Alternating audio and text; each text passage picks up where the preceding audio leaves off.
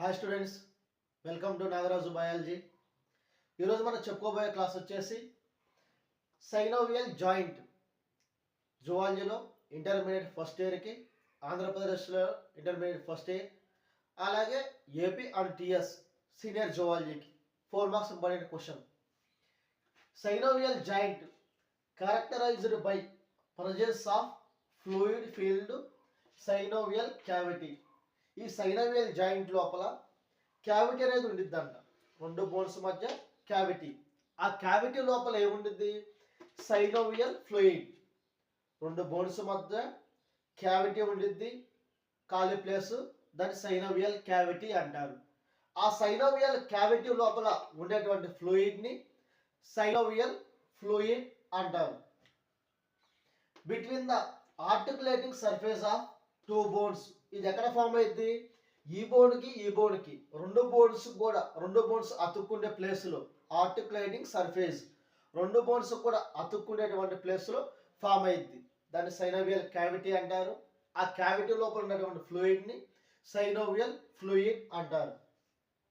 Such arrangement allows considerable movements. ఈ joint వల్ల ఏంటంటే మూమెంట్స్ అనేది జరుగుతూ ఉంటుంది అంట. తగిన విధంగా మూమెంట్స్ అనేవి జరుగుతూ ఉంటాయి. The joint help in locomotion and many other moment.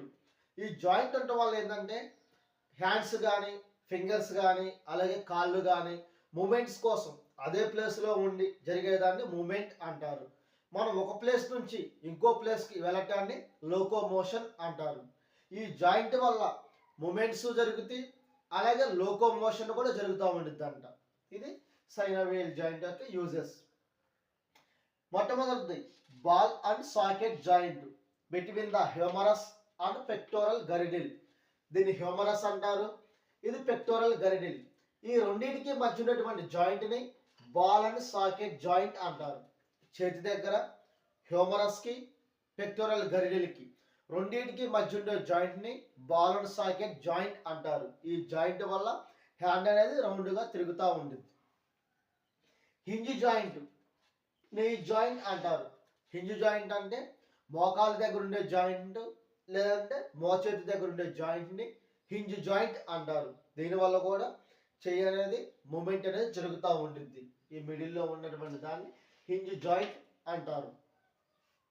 Pivot joint atlas and axis.